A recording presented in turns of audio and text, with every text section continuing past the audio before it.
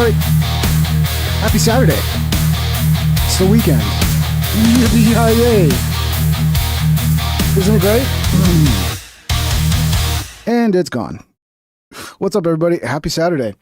So yeah, I was checking out X earlier today, and we got an official response from Alex Jones, which I hadn't heard him really talk about this yet. But yeah, he did a pretty long little response addressing the claims that Tucker Carlson is a Fed or CIA and that Nick Fuentes is a Fed.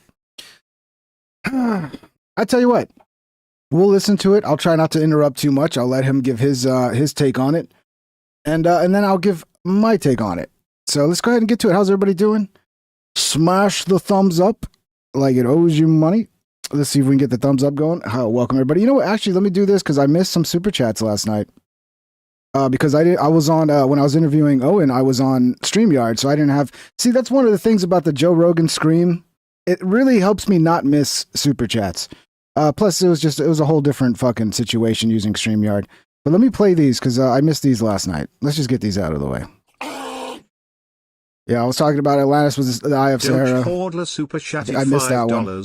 Atlantis was the Eye of Sahara. Thank you, Doge.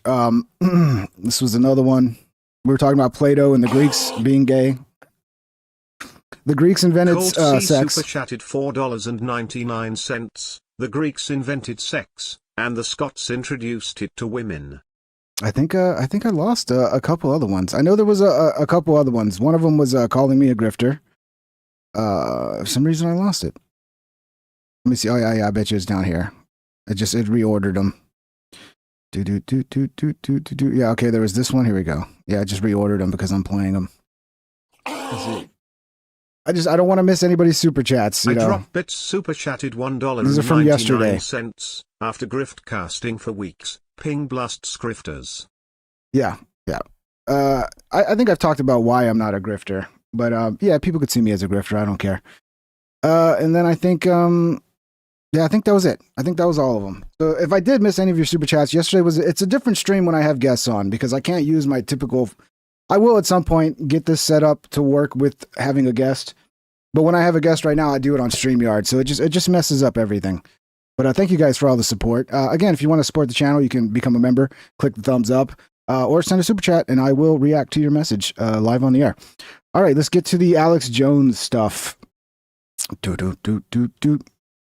Where did I put? Okay, here we go. Yeah, because I screen recorded this because I didn't want to have to deal with remembering all the different timestamps and all that shit. So I just screen recorded it while he was talking earlier. So yeah, here's Alex addressing the accusations that Nick Fuentes is a Fed and that Tucker Carlson is a CIA. Let me get on the right screen here. Here we go. And Alex looking jacked. Alex is, he's looking pretty good, man. I'm not going to lie. Respond now to the Nick Fuentes, Tucker Carlson controversy that's been going on for 2 weeks. Now, I know both people. I think both people are very smart. I agree with most of what each one of them say, disagree with some. That's how the world works.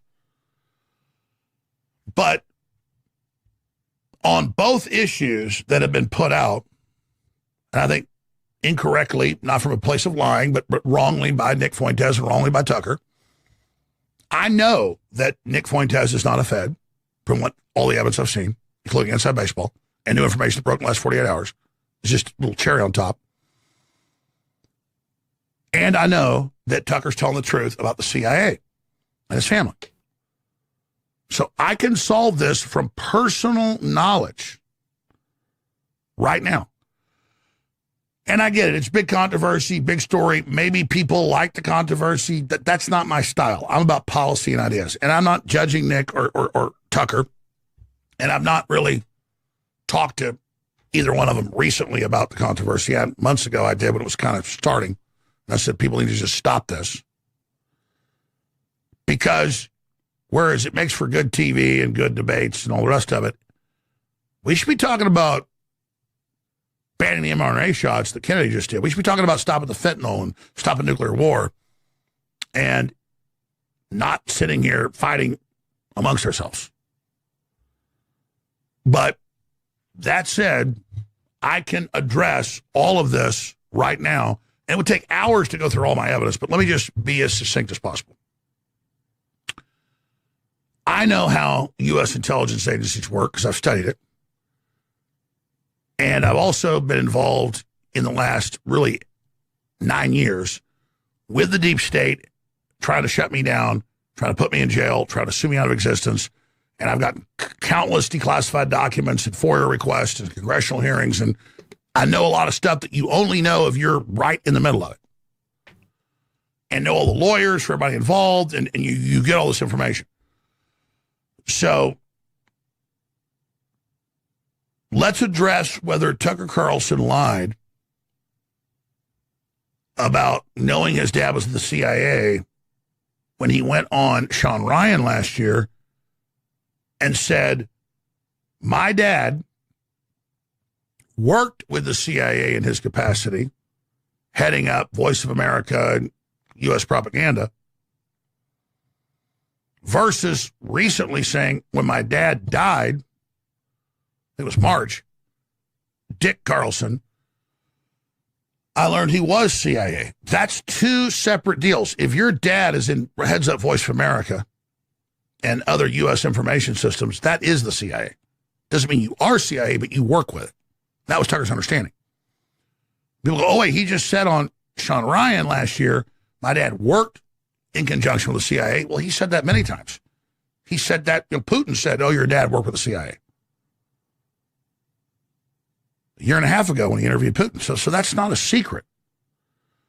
And so Nick, and I understand Nick's really smart, goes with that and says, you're accusing me of being a Fed or CIA without evidence. And I think that's fair to say. But I know what Tucker thinks. I'll get to that in a moment. But you're the one that has this pedigree and then hangs his hat on.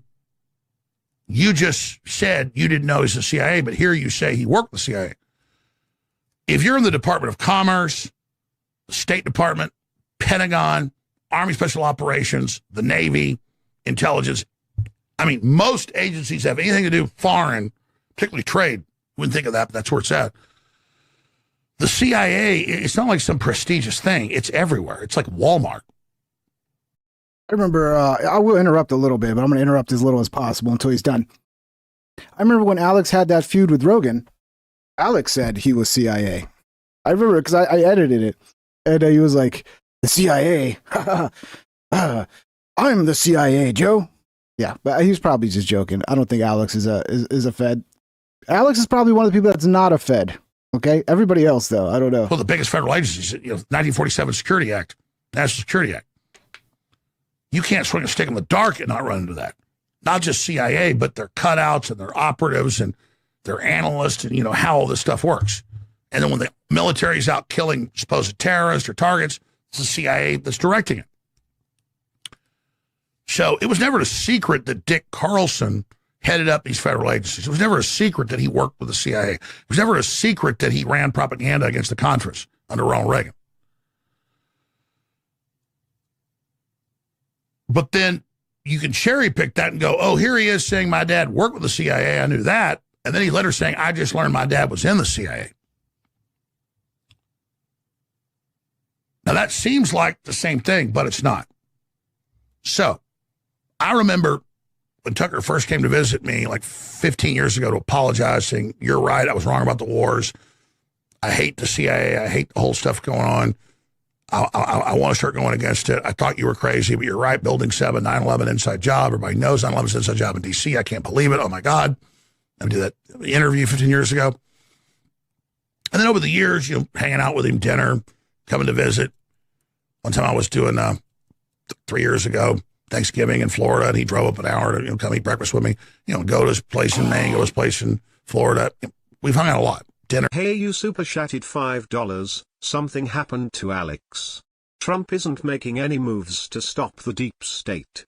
Epstein, Real ID, AI surveillance, Israel genocide. All going strong. Well, what happened to Alex? I mean, Alex seems to be... I mean, Alex is not going against Fuentes. Like, if you're a groyper and that's your thing, I don't know, man. I think Alex is trying the best he can. I think it's very difficult right now with the way Trump's behaving. But to try to like salvage Trump in some way in the movement, because a lot of people still feel like, okay, yeah, that's all terrible, but what's our other option, right? Our other option's a million times worse. So it's kind of hard to throw the baby out with the bathwater.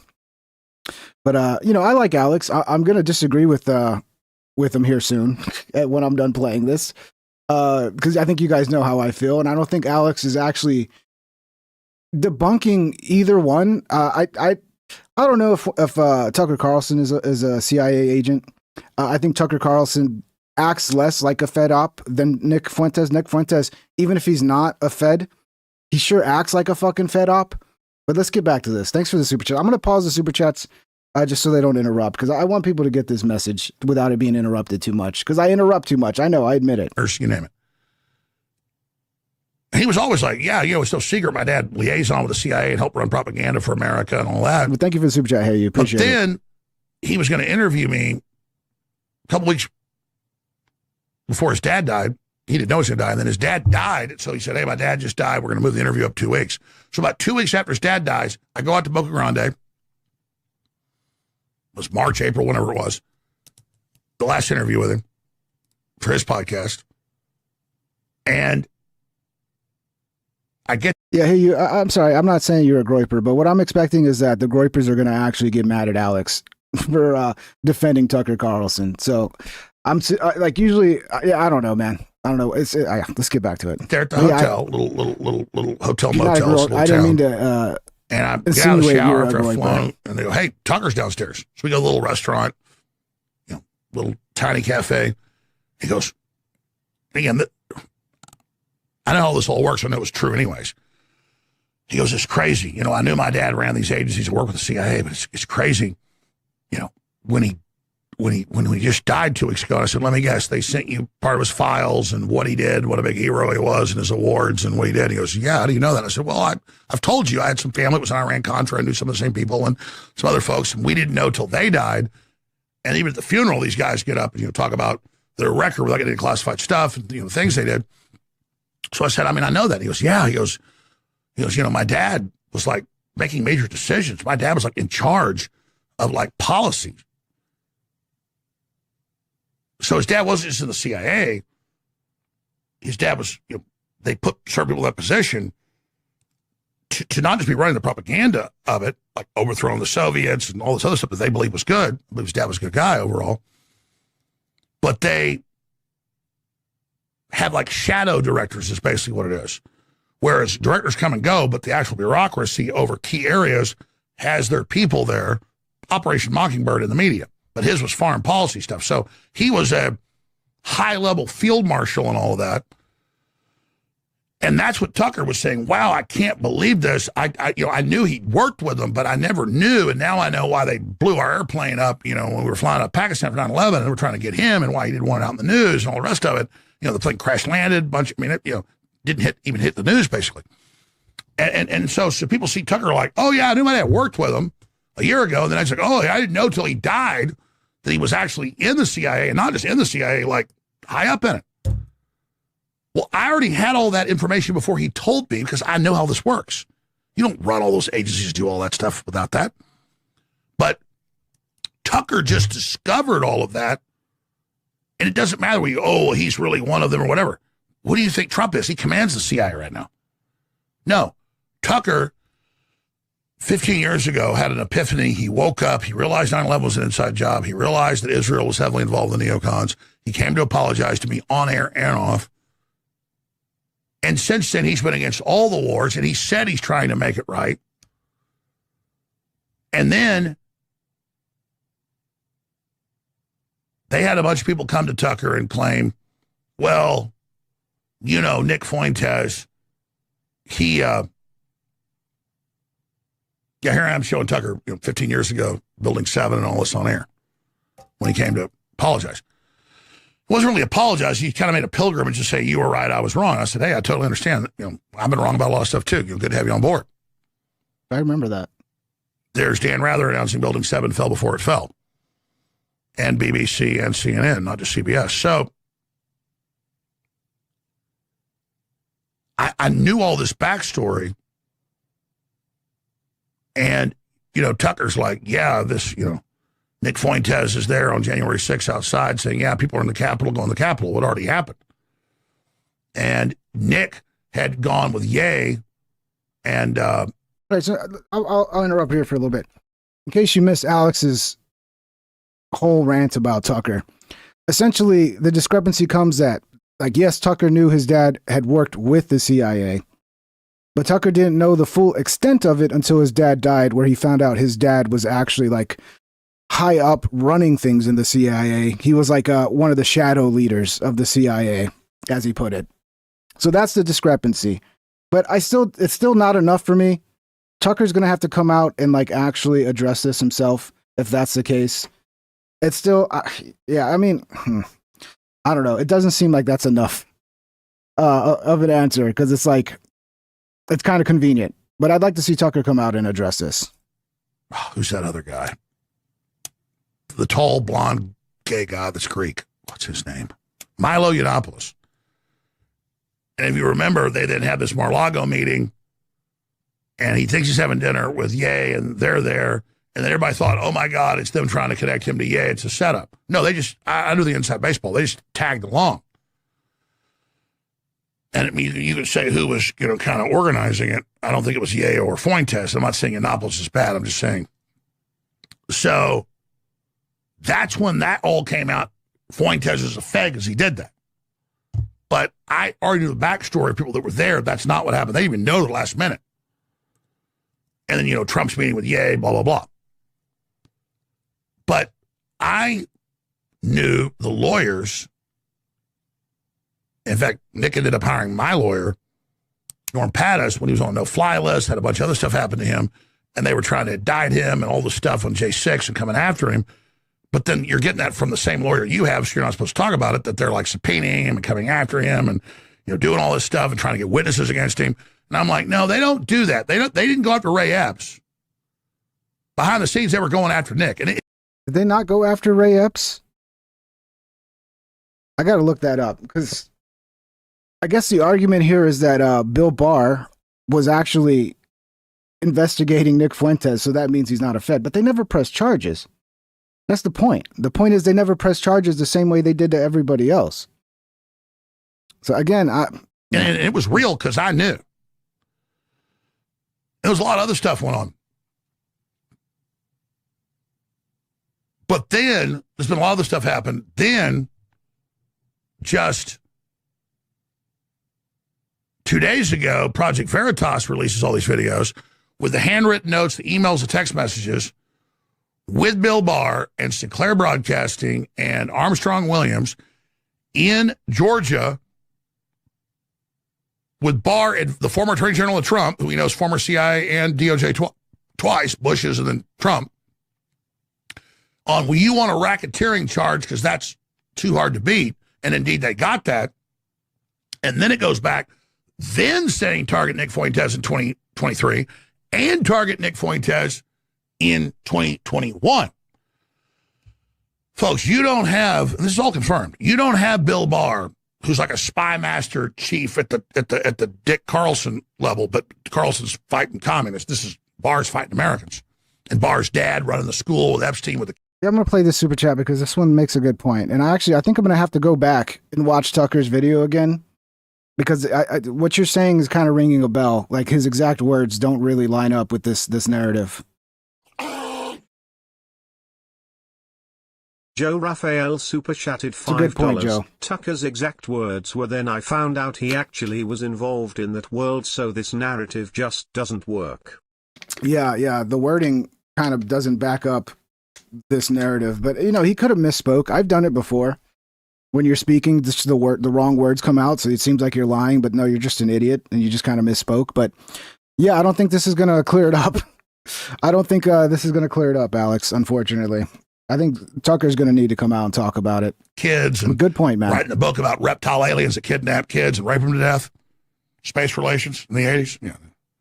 A little bit different than Dick Carlson. Overall, Dick Carlson's work was good. This is bad work. You got Bill Barr that's everywhere something evil's going on. I just want to be clear. I do like Tucker more than Nick. So That's where I'm coming from. But I'm not going to pretend something's, not fishy when it looks fishy. And he in 2021, I'm not going to do that with Tucker or Nick. On 2023 is saying, I want you to get General Flynn, Alex Jones. I want you to get Nick Fuentes. I want you to, it goes down the line. And I already knew it. I already say Bill Barr was involved in all this. Because I had Fannie Willis looking at me in Georgia. Also had Letitia James looking at me with grand juries I had to deal with that she got the Southern District of New York come after me with. And so I've already been there. I already know. So no, you're not being targeted on no-fly list. You're not in Bill Barr's target list. And then I got targeted. I know it's real. And I got the Obama target list. I got Bongino a year ago releasing a targeting list. Sheriff Arpaio 8 years ago gave us the NSA list because he already tried to get it to Trump people. And Trump later pardoned him and apologized. They indicted Arpaio basically over it. And they gave us a DEA database to the NSA database, and it was my personal number, my private number, landline number to use, Trump's private number. Roger confirmed that. His Mar-a-Lago private office number, old numbers I hadn't had in decades. We already released all this. So I already know I first broke Crossfire Hurricane before I knew the name. So no, Nick Fuentes is not a Fed. He's not working to get the conservatives to infight for everything I've seen. But he is kind of following the same path he was on 9 years ago when they were recruiting him because he was such a good speaker at 18 out of Boston University to work, with the Daily Wire and Ben Shapiro and all of them. And then he starts asking questions and they fire him, blackball him, target him, go after him. So now he's there to reprove the conservatives. He's there to show the Israel firsters. He's there on that path to just show Israel connections. And it's not saying they aren't there, but that's kind of the one track to a great extent because that's what he's doing. And so people see him attacking other conservatives like Charlie Kirk and everybody else, and they go, why are you infighting? You must be here to break up the movement by the Democrats. That's not what he's doing. He's trying, in his view, to get everybody to be faithful and deal with the foreign power manipulating our internal operations and proving himself right, which overall he is. But then he's going after Carlson, and I've seen him say, because Carlson doesn't want us supporting Israel because that saps energy from targeting China, and his dad's CIA, and Nick shows extreme research there. Well, yeah, Nick, we're not for China. Just because I don't like the neocons and the globalists and the Israel lobby, I do support us standing up against China. I mean, look, if you go look at Tucker Carlson's turning point speech, he called out Israel pretty hardcore, but he did it in a way that it's hard to go, you're an anti-Semite. That's the difference between, Nick Fuentes and Tucker Carlson. One of them can call out Israel and keep it in a smart fucking way that resonates with a larger population and doesn't just come across as like, you hate the Jews. Right. That's why I don't like Nick Fuentes. To me, even if he's not a Fed, he discredits the movement, and he's not a serious person. Like if he wants his movement to actually get into power, he's got to really change. And it's too late now because all the clips are out there. And I think he's a Fed op. But I'll get back to it. I'll save more support commentary for later. General Flynn's pivot he recommended 16 years ago. It was proven right. So this is the loyal people in our government. And Tucker Carlson is for real. So I think Nick is for real. This one says he wants Alex wants everybody to get along. So do I. But yeah, we all want everybody to get along, But at the end of the day, you have to call things out. Because I agree a lot. Honestly, look, I'll be honest. I think Nick's funny. I watch his clips. He's very smart. He could be very, very powerful for the America First movement. But the way he's gone about it, grifting a little too hard to the people that I see him in my audience, they show up and it's like, just calling out Israel is not enough.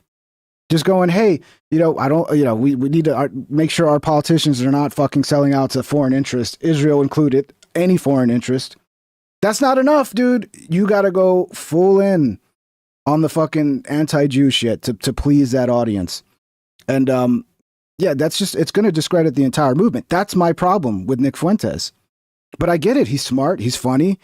He could be very powerful force for the America First movement. But unfortunately, I think he's just going to end up discrediting it. He's going to make it not a palatable movement that's going to generate enough of a coalition to actually take power. His perspective at 26, extremely smart. Tucker is very real and comes from a position of really trying to save the country and the world, and behind the scenes is doing a lot of work as kind of an unofficial legate or ambassador for Trump. And so, it's a generational issue, but it's all very sincere. And what we know is Tucker was part of the establishment, but he's been attacked by him now. And Nick was never part of the establishment. The establishment tried to recruit him. He had questions. They saw he wasn't going to be a malleable slave. They threw him out. Like Julius Caesar being, sent to battle the Germans for 15 years and comes back triumphant. That's all great. I've had the same experience. And I see a Candace Owens, a Tucker Carlson, a Nick Fuentes, all these people as valuable intellects from different angles who are trying to reach the truth that are part of our commonwealth of knowledge.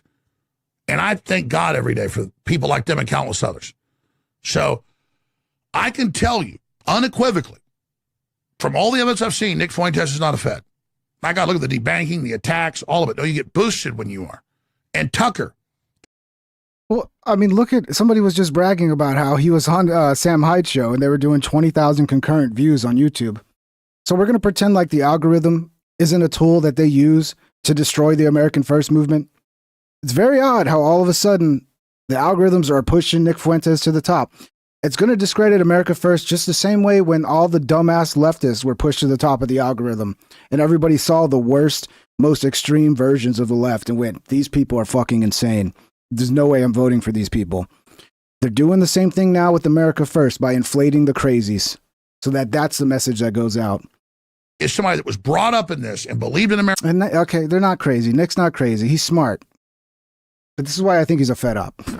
Because at the end of the day, if you're seeing big picture long term, this is not going to help America First. America First, from his perspective, found out he was being manipulated, turned against the neocons, left D.C., moved out in the countryside, tries to influence Trump for the right things, and is an extremely good man who stood up for me when nobody else would. And Fox, he got 1/3 of the contract he would have gotten. This has come out. Told me this year before it came out. To be able to have any guest he wanted, any free speech he wanted. And they kept saying, sorry, you can't have Alex Jones. So he'd say my name every night. And he showed up against what happened to me. And he's been a great friend. So I don't color my view of Tucker because he's been helpful and loyal, and I think he's a great person and very funny, and what you see on air is what you get. I know all the facts, basically. And I know the reality. And I know that when your family is in any, type of secret operation, it's not just the CIA. I've had family that was in DARPA. I've had family that was in Army Special Operations at high level. And I have had family that was in the CIA, you name it. And you don't find out until they're dead. And they don't even really find out anything then, just that, wow, they did all this, did all these operations. And you find out at the funeral. And Tucker told me the specifics. Cheehy, I'm not, Cheehy says, what has Pink Trip done for America First? Why is he talking like an authority?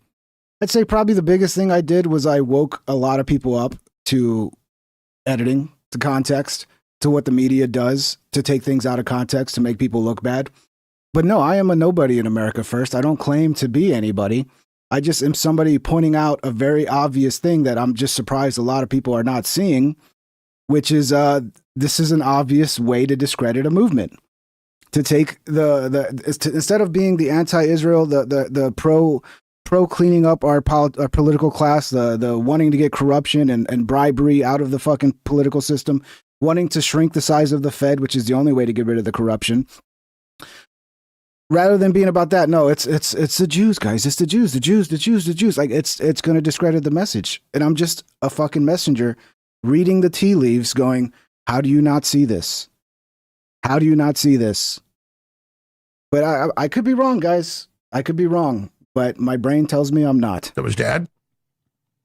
And, he got the national security letters and the commendations and the letters from high-level, people in the government and very famous people saying, no, your dad was one of the main quarterbacks of defeating the Soviet Union and everything else, and was really, at the center of the committees that did all this, but they were pro-American.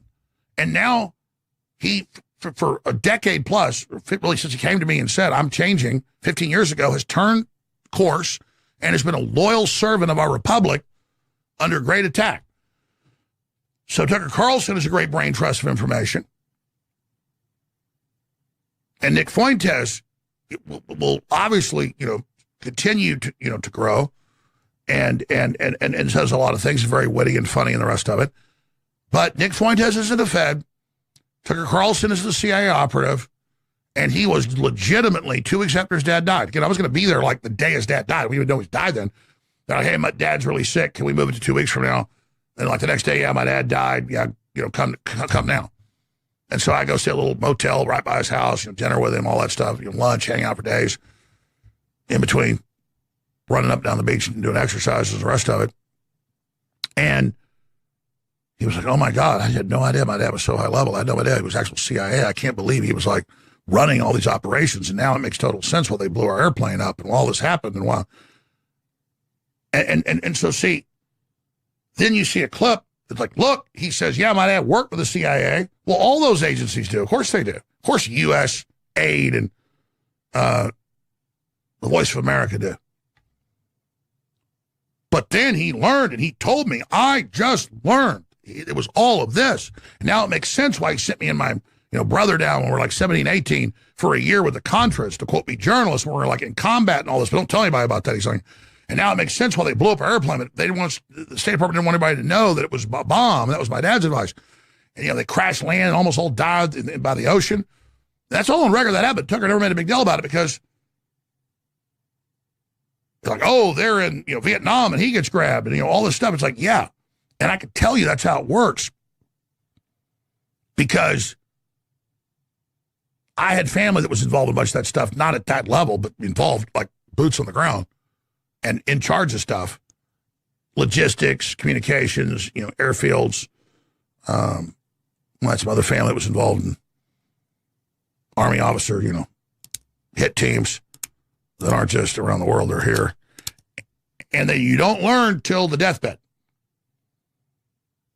And then they don't want to tell you a lot of it, but they tell you the government's bad, they're evil, I got twisted into it, we resisted it, it's worse than you know, you're dead on target, keep doing what you're doing, it's all true. I mean, multiple people in my family dying. You're dead on, keep it up. Well, what's happening? You already know it all. I shouldn't laugh at Alex doing an impression of a dying relative, but it is a little funny. It's everything you're saying and worse. Just keep going. We're all I mean, like, I'm like, all right. So, this is real stuff, folks. And you go to the funeral, and then the Army colonel gets up and says about this. Well, they served in the such and such, and here and there, and you're like, no one ever knew any of this stuff. So, of course, Tucker's like, what? My dad was running operations all over the world. He was the boss? Yeah. Basically, a shadow director of the CIA for decades. And you say, well, that's evil. Well, what do you think these other governments do? The point is, we're learning about it. It's all being revealed. But you can say then, oh, kid in his basement, gay kid, which I don't think that's the case. I don't know, Alex. I can't dismiss it that easy, bro. Especially when you watch the Catboy videos. I mean, I don't know, man. Maybe he's not. Maybe he's not. I don't think you could dismiss it that easily. And, all the rest of it, not a good way to just go after Fuentes. And I mean, I told Tucker like 6 months ago, he's like, you think he's a Fed and stuff? And I was like, I don't know. I don't think so. But, he's like, well, I said, I'd leave him alone. And, so my advice is, people, if we want to stop nuclear war and all this stuff, we need to get focused on the big issues. And Tucker's not a Fed or Tucker's not a CIA. And Fuentes isn't a Fed. And I got a lot of other stuff I could tell you, but I'm just not going to, I shouldn't go there, so I'm just going to stop. No, please go there. We need it all. We need it all. But that's the reality of what we're talking about here in the year 2025. And so I just couldn't sit back and shut up about any of this. And because, again, people's spouses that are really in covert operations and like real high-level stuff, they don't know. You know, that movie's based on a true story, The Good Shepherd with Matt Damon, produced by... Is that a good movie? Never seen it. Robert De Niro, about Skull and Bones. You see, I like, don't want to see he's it. the head CIA operations guy, and he like goes in, opens the desk, cranks up this system to send a radio transmission to sending messages. His wife doesn't even know. Because it's chivalry. If you involve your family in this stuff, then they're all connected to all the other problems, all the other issues that these people don't know. It's like, oh yeah.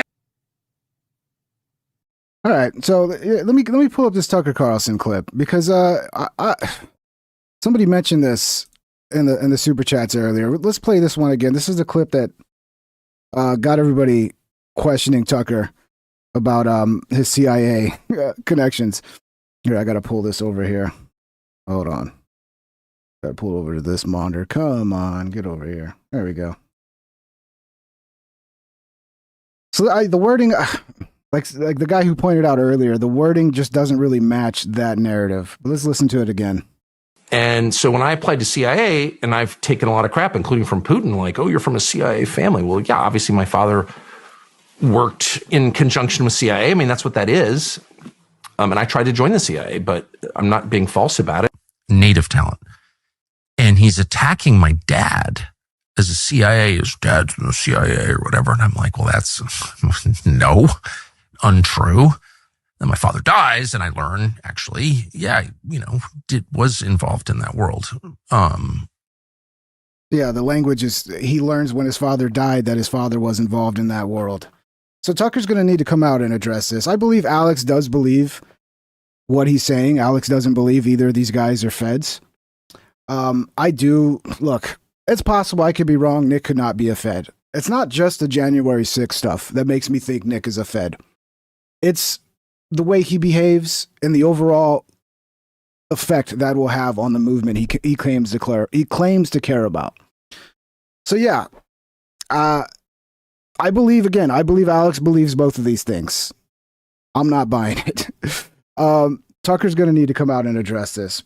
We'll play some more of this. Completely shocked by it. So no one has to believe me, but that's just a fact. Right. This was in March of this year.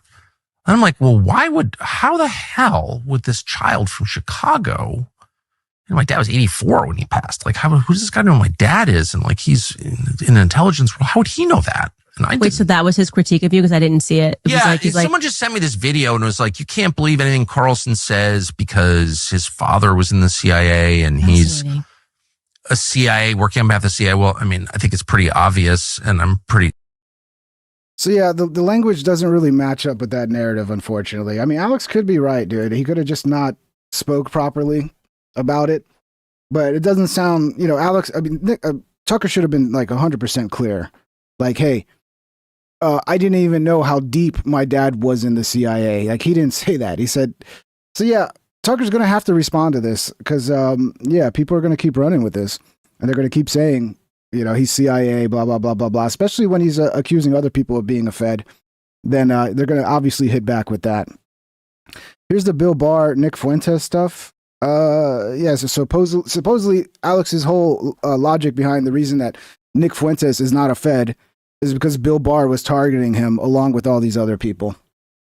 I don't think that's enough evidence for me, man. Is it something? Yeah, it's something, but I don't think it's enough to go, oh, he's definitely not a Fed.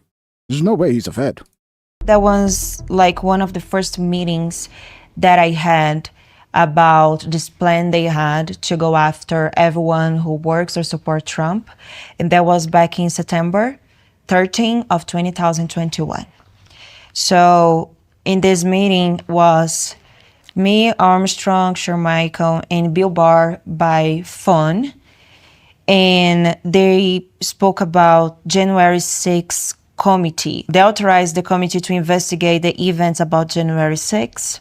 Jesus, could you have gotten somebody harder to understand to talk about this? We started like with some names. They also gave a lot of names here. We have like Michael Flynn, Steve Bannon, Rudy Giuliani, Jeffrey Clark, Oath Keepers, Proud Boy People, Proud Boy Group, Scott Perry's, Jim Jordan, a group called Stop They Steal, Brad, again, Hafesbergi, Seamus, Ruby Freeman, Patrice Cipollone, Alex Jones, Nick Fuentes, and we have some target people, which is like the people they want to target more. And that was like Stuart Rhodes and Enrique Tarrio and Roger Stone. And here I have a quote. So, okay, so you get it. This is what Bill Barr was doing. Because, yeah, Bill Barr was not a loyalist to Trump. He was working against him. Like so many people Trump always puts in his administration, they tend to be not really working with him. They're like sneaky behind the scenes trying to take him down. And I think the same thing's going on right now. But yeah, the argument that like, oh, but they didn't go after Ray Epps, right? Oh, they went after Nick Fuentes. They investigated him, and then he lost his bank accounts. Apparently he has bank accounts, guys. I don't know, maybe he lost them for a little bit, or he got debanked from one bank. I don't know. I don't agree with that. If he was debanked, that needs to be, I think Trump just made an executive order to get rid of that, I think. So hopefully we do get rid of that. I think Nick Fuentes should be debanned from every platform. I think everybody basically should be, unless you broke the law. So, but yeah, yes, Ray Epps was investigated for his actions during January 6, 2021 U.S. Capitol riot. The FBI included Epps on a list seeking information about individuals involved in the riot.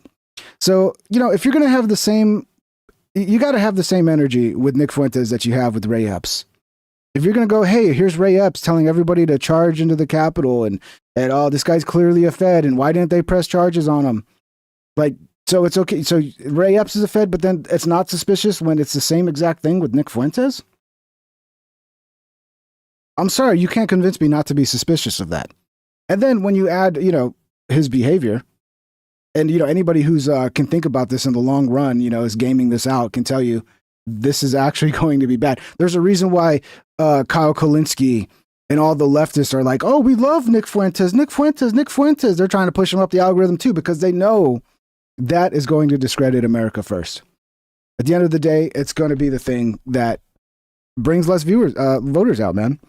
I mean, maybe I'm wrong, and maybe there's just so much, the anger over Israel is so bad right now that will actually bring a huge coalition together.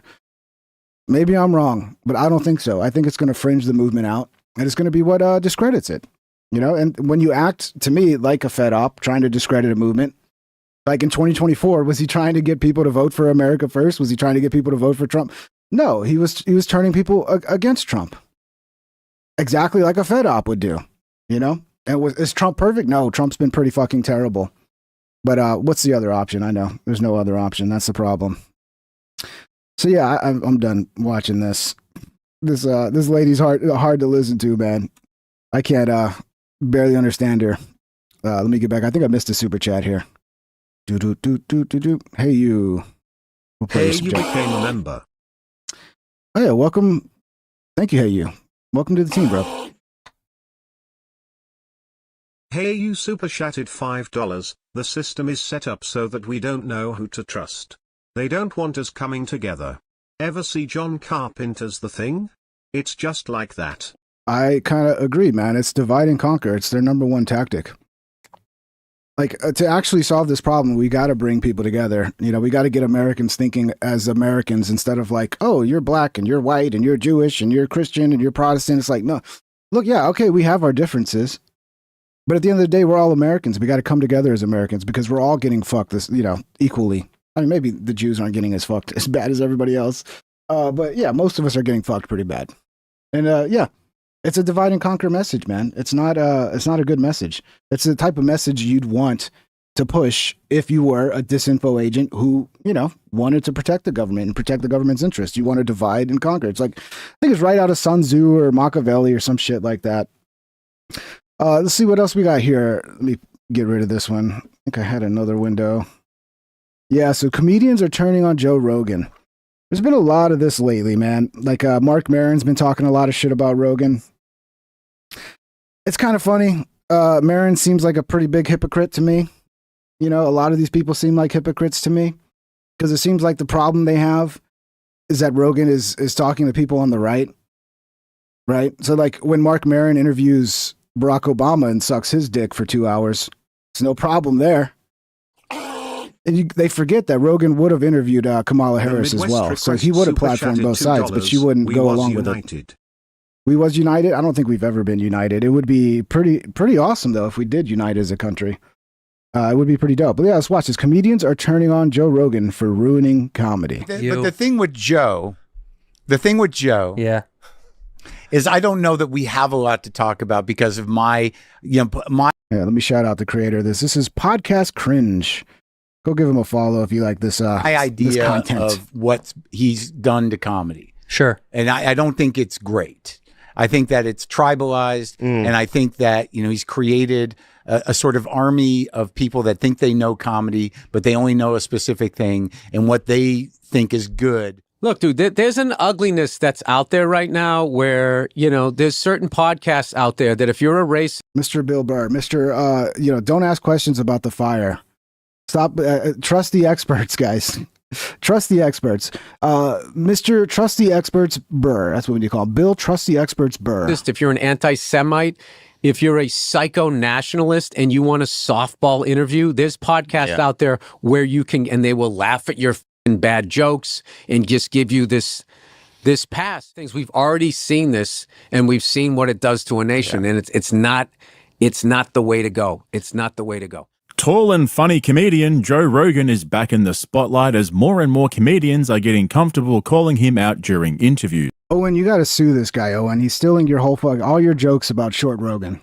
The tough thing for Joe is that they're not all calling him out for the Everybody's same stealing thing. Owen Benjamin Mark shit. Maron appeared as a guest on Bad Friends yesterday where he criticized Rogan for ruining comedy to the point where he even had Bobby Lee and Andrew Santino agreeing with him because of their mutual disgust towards the whole Austin comedy bubble that Joe created. And then there was Bill Burr last week who didn't just call out Rogan but all of the other comedy podcasters who had politicians on their shows and gave them softball interviews instead of staying independent and criticizing both sides. There have been a few channels, including my own, that predicted the comedy bubble would take a major hit after last year's election, and all signs so far are pointing to exactly that. The biggest casualty has been Andrew Schultz, who made the transition from comedy podcaster to pseudo-intellectual political journalist, thinking he could ride the wave of political guests going on comedy podcasts, one epiphany at a time, which backfired so spectacularly that his own fans are now his biggest critics. Even Tom Segura and Bert Kreischer are taking a break from comedy to pursue other interests now that things have slowed down and good material is becoming harder and harder to come by. But for Slow Joe, things are a little more complicated. Rogan's policy of posting and ghosting, never reading the comments, and never listening to or reading any criticism against him has come back to haunt him in the most embarrassing way possible. After being forced to endorse Trump for the White House last year by his close friends and billionaire handlers Elon Musk and Dana White, Rogan is now in an awkward position where he... See, that's a bit of a spin. How do you know he was forced to? And he didn't just fucking hate Kamala. Like, Kamala had the opportunity to win a lot of these people over. Like, we're going to pretend that Kamala didn't fucking... Yeah, I know you're going to believe the Kamala campaign when they say, oh, actually, we agreed to do it, and then Joe said he was busy, blah, blah. No, the issue was they wanted to do it just like the Call Me Daddy podcast, where they, like, build a set, and they go there, and all the questions, just like the way they interviewed Netanyahu, just, the Nelk Boys, how they had fucking questions provided to them. They wanted that kind of interview from Rogan. They wanted, okay, here's the questions that you're approved to ask, and it's only going to be an hour, and we want editing approval of it. And that's not the Joe Rogan experience. Joe's not going to do a show like that. Joe's going to do a show where you come to his studio, and you sit down for 2 or 3 hours, and what comes out, comes out. And she had the opportunity to win over hearts and minds, but she didn't do it. But we're so mad because this is what it's all about. It's all about because he interviewed Trump, he made Trump look good, and he threw his support behind Trump. again, the other side was that fucking bad. If they had anything to offer, I don't think Joe, Joe would have liked to vote fucking probably third party or. But you guys are so fucking bad. You drive people to the other side, and then you cry and you still offer no solutions. You just cry about it. He no longer supports the majority of the government's policies, yet can't admit that he fucked up by picking a side. Rogan's bullshit detector hasn't just been exposed, it's been completely hacked and used against him by the very establishment he's always claimed to hate. And so now that the shit has hit the fan, more and more comedians are finding the courage to speak out and criticize Rogan for ruining comedy and becoming a political talking head. You want me to be open? I can be open. Yeah, be open. Yeah, you can fly free on this show. I feel that. I feel safe with you guys. You should. That's when I was driving over here. I thought this is going to be a supportive, safe room. Yeah. Yeah. You can say whatever you want to Say us. whatever you want. I'm going to say something before I even say that. I want to say that I feel like there's two people that are the pioneers in terms of comedy that inspired this generation to do it, which is a generation below you. Yeah, I get it. I mean, we probably all owe it to Tom Green. Yeah, we do, actually. I did Tom. Yeah, right. Tom was first. With the video podcast. With the video, Yeah. But me and who else? Rogan. Okay. Who's that? Joe Rogan. Joe. How come nobody ever gives Red Bar any shouts? Red Bar was like one of the first podcasts too, wasn't he? I don't know the early Red Bar history, but Red Bar goes like way fucking back, dude. Everybody forgets about him, man. Joseph Gotta give more respect to Red Bar. Rogan? Yeah, he's out of Texas. Oh, Texas.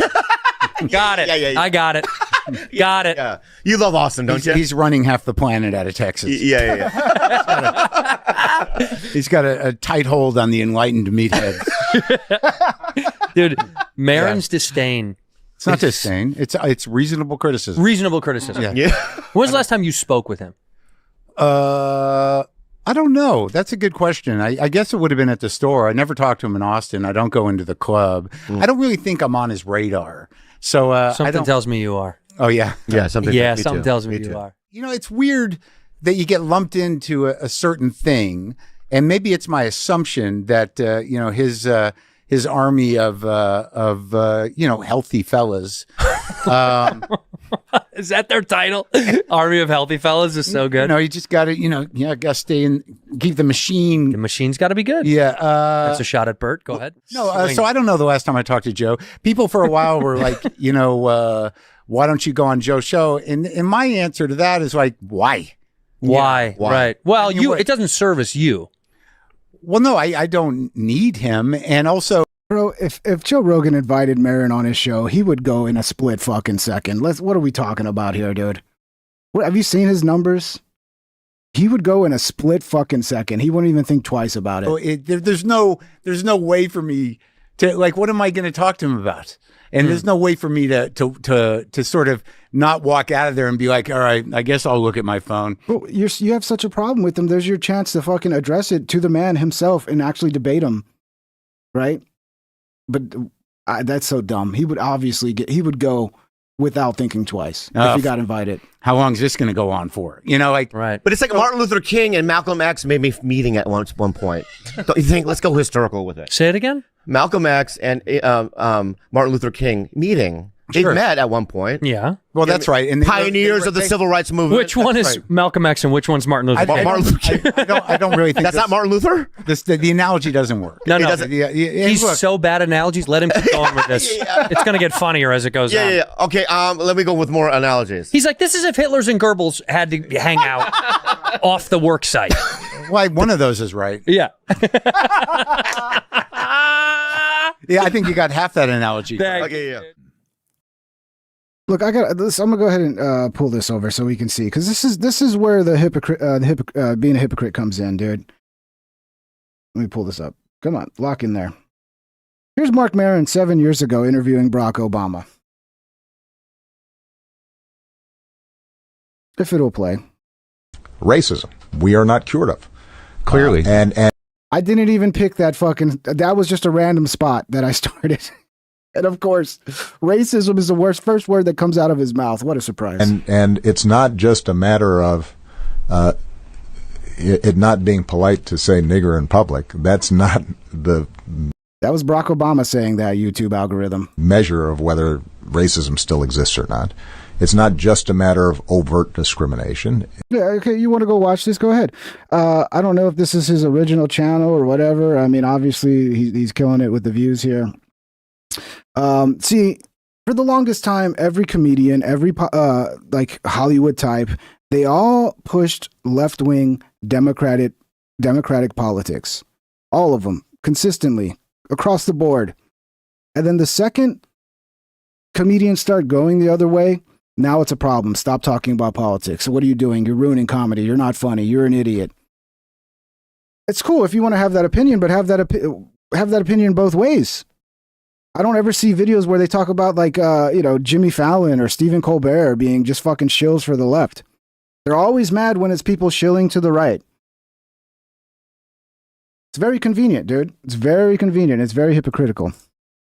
So this has always been a problem for Rogan, and it's part of the reason why he looks so fucking goofy on stage. You've probably heard him explain why he wears oversized shirts during stand-up, because he wants to hide his supermarket turkey body so it doesn't distract his audience from his middle school facial expressions. Bro, look, those are all funny jokes. If I look half as good as Rogan when I'm his age, god dang, I will be super happy. I mean, how else would they know when to laugh? This is the clash between testosterone-fueled, vitamin IV-infused, kettlebell-swinging, HGH Gut AG1 sponsored morning routine comedians and the weirdo offcuts who smell funny and survive off peanuts, chicken wings, and free beer. Man, I could go a bucket of chicken wings right now. You know, the ones in the sticky barbecue sauce? Maybe a side of fries and some coleslaw, chuck in a few coleslaw. Ugh. beers, turn on the footy, and you've pretty much hit peak living. And that's exactly what I think Mark's saying there. He's not interested in talking. Honestly, I've lost all respect for podcast cringe.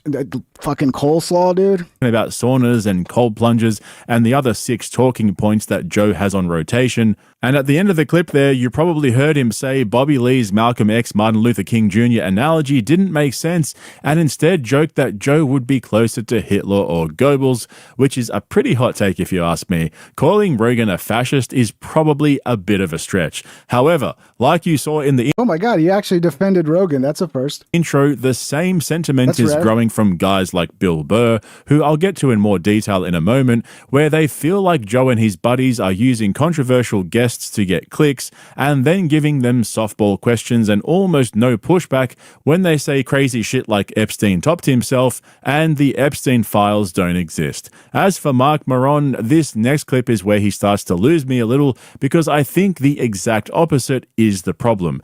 Maybe he needs to watch a little bit more Kill Tony to really understand the problem. What do you think the Austin shelf life is going to be? Well, I don't know. Like, I think that it's so effectively tribalized at this point. It really comes down to material. I mean, at what point, it's like whatever they represented in terms of policy. And it's not a stretch.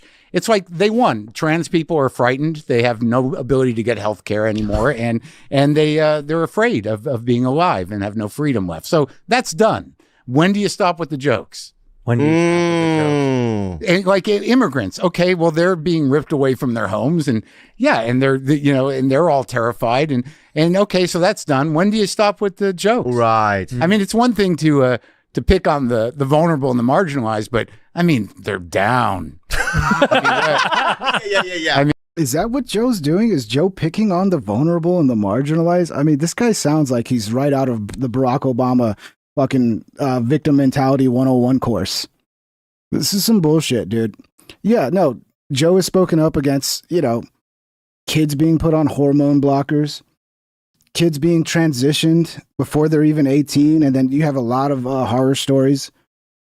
I mean, I guess you just don't want to listen to the horror stories, how bad that turns out for some kids, and there's no going back for a lot of them. That's not an attack on the trans community. In fact, it's probably looking out for the trans community and going, hey, you might want to wait until you're 18 and you're fully grown, and maybe even later to your brain's functioning, to your fucking frontal cortex is actually working and you're not just like kind of retarded like a lot of people are at that age. That to me is a helpful message. But yeah, okay, I guess we're just attacking the trans community. That's what it is. I mean, like, why do you got to keep hitting them unless you're a hack? Now, there's a question. Wow. Mark, wow. He comes in swing. Yeah. See, I think Mark's only half right there. I mean, have you guys watched Kill Tony in the last 6 months? Hinchcliffe and Red Band are hitting those DEI quotas like a Disney franchise. It's all about that Netflix money now. But Mark is also right in the sense that Austin comedy has become hacky as fuck. For me, though, it's not because it's offensive to punch down. It's just cheap. It's not that deep. They're all dropping middle school cafeteria one-liners as if they're channeling the second Renaissance. By the way, if you want to see me rip into Kill Tony and... I mean, where are the clips of Joe, like, really being mean to trans people? I mean, this is what you do. You pull clips of everything, pull those clips. No, why? Because then people will see it and go, actually, he's not being mean to trans people. He just has a problem with this specific thing, which most people do now. Most people have recognized that, yeah, that is probably going too far. But yeah, let's make it like Joe's like some crazy fucking edgy fucking 4chan dude who's just like, you know, attacking trans people. That's not what he's fucking doing, dude. And all the other Austin comedy assassins, check out the link in the description to my Patreon for all my uncensored exclusive videos. Basically, Rogan's whole idea that he's turned Austin into a true comedy meritocracy is a complete fantasy. Joe and Tony are the new gatekeepers of comedy, and they're making sure there's no more room at the top. They're pulling the ladder up behind them. They're turning Austin into a freak show so they can say they liberated comedy and created a democracy. You know how Tony shuffles through the bucket, pulling out names and throwing them back in until he finds one that fits his target demographic. Or when an open micer absolutely... Now, I agree with that. I have criticized Tony about that. That's some bullshit, dude. Oh, we need a female. Keep putting the males back. Like, what? This is rigged. This is a rigged fucking bucket pool, dude. Like, we talked about it before. Like, if you want to have, like, females only, like, maybe have a second bucket for females, or just accept that females are going to be rare in comedy. And when you actually get one and you pull one, it's going to be even more rare and more special. But I had an argument with my friend Davey about that, who's been on Kill Tony, and I'm like, that's rigged, dude. You can't be pulling fucking names out and putting them back because it's not the right gender. That's fucked, man. Murders on stage, but Tony asks them a few questions and moves the show along because they don't fit into his diversity quota. The worst part is, they don't even try and hide it. They sell it as a feature, not a bug. What happened to just being funny? These guys are seriously worse than Hollywood at this point. Sorry, this is turning into a Patreon video. Let's get back to comedians calling out Rogan. Guys, in case you don't get the point, go sign up to his Patreon, okay? That's what he wants. You know, you're talking about the billionaires and politician stuff. What do you feel, and podcasters, what do you feel about politicians and billionaires who've appeared on podcasts of your peers to try to leverage comedy for their own goals? Oh, that's, dude, it was before that. I remember the first time I saw a president go on the Tonight Show. I thought it was cheapening The Office. It's like they never did that. Now that everybody has a camera and blah, blah, blah, it's just so all over the place. I just think the landscape of it has changed. All I can say is personally, I would never do it. I would never have somebody come on that's running for president with my intellect. I'm not going to sit there and be like, so, like, what are your, what's your foreign policy? Like, I would be like within 3 minutes, dude, what was your favorite Super Bowl? And then people would be like watching it going, I like that Super Bowl too. I'm going to vote for this guy. It's just like, it's just so far beyond my, my wheelhouse. Like, So you're a moron, okay? So you just assume everybody else is a moron like you. And I don't believe Bill Burr is a moron. I think it's a very convenient argument, which a lot of people have been making for a while, which is basically, you're not an expert. What are you getting involved? Just shut up and listen to the experts. I mean, it's a COVID argument all over again. Like, oh, what do you know about science? You think you know about science? And it's like, no, but I do think putting a diaper in front of my face is not going to help. And I'm not going to fucking do it. Oh, but trust the experts. What, you think you know about stay in your house. Don't go to work. Well, yeah, maybe I'm not an expert in science and fucking, but I am, someone that believes in freedom to leave your house and go to work and feed your family and not have your business shut down by the government. But no, I'm not an expert, so I should just shut the fuck up. I am just way beyond. One of the reasons I like Bill Burr is that he roasts everyone. I know he's changed a bit over the last few years and started pandering more to the mainstream audience. I mean, that movie he made... You mean to the left? To the mainstream audience. To the left, let's be honest. ...called Old Dads. I mean, if you're going to say Joe's pandering to the right, let's not pretend like Bill's not pandering to the left. It was so on the nose and predictable, I almost couldn't finish it. But he does go hard at both sides of politics, which guys like Rogan and Theo Von used to do before they picked sides and drank the Kool-Aid. In that clip, though, he was referring to what I like to call the Dunning-Kruger experience. This is the phenomenon where Rogan will bring on guests who are clearly biased, compromised, or have an agenda, and pretend to have a balanced conversation with them, and then when it eventually comes out that he was duped, he'll just throw his hands up in the air and say, "Don't listen to me, I'm just a 4'8" meathead comedian with shit for brains asking questions." Unfortunately, Joe will probably never get to see this next clip because he's completely detached from any criticism at all. And even though Bill Burr doesn't mention Joe by name... I bet you Joe sees the clip. I guarantee you Joe sees the clip. There's no doubt about it. Zatoy, please, Kane Joe's Sword. watching shit. Super chatted $20. Thank you, Zato. I want to disagree about Rogan by nature, but he did DiPaolo so wrong last time he was on. And Burr is a shill. I roughly remember the DiPaolo stuff. They got into a kind of a heated debate, right, Zato? I don't remember the details though. But yeah, I mean, look, it's tough to be in a position like Rogan because people expect you to be perfect. Right? Maybe maybe it's not that black and white. People have a little bit of an understanding that at the end of the day, Rogan's just another fucking human. He's actually kind of a dumb jock doing the best he can in the position he's in. He's been granted a very huge audience. And he's not perfect, man. We got to stop expecting people to be perfect because we're never going to be satisfied with anybody if that's the case. You know, he's definitely talking about Rogan. Thank you for the here. 20s, Zato. There's a difference. But yeah, maybe I'll pull up that Apollo stuff at some point, and because I kind of remember it, but I don't remember enough like to be like, oh, this is what happened. It's between the people that read and the people that are the subject of what you're reading. You know what I mean? There's people that like discover shit and figure shit out, and then there's the people that read it. Like the amount of people that can explain the theory of relativity. That's probably not a lot of people, but they can do it. But then there's this ego thing that because now I can explain it like I'm somehow Einstein adjacent. It's like, no, you're not. You just read some smart shit. Somebody said me. Well, nobody's Einstein adjacent, dude. Einstein was like a 1 in a million, man. People are capable of understanding enough to be able to get involved. You know, I hate this idea of like, there's the expert class and everybody else is just a lowly peasant moron who's just incapable of understanding. We have the internet now, Bill. And a lot of people, you know, it's a lot of autistic people who will dive deep into subjects. They don't need to go to college to learn those subjects or at least have a grasp, like a good grasp of it. Not like be a fucking expert, like a fucking subject matter expert type, but they can grasp the subject. There's so much information out there. Like anybody can learn a lot about anything, man. I hate this argument that like, oh, you know, just everybody shut up and just listen to the experts. Like that's really worked out very well for us. One time we go, Bill, you know, you're a really smart guy. And I go, yeah, in a sports bar. You put me in a sports bar and you want me to talk about 70s and 80s sports. I am scoring very high. Yeah. All right. You put me. It seems also too like he's trying so hard to come across as like the average man.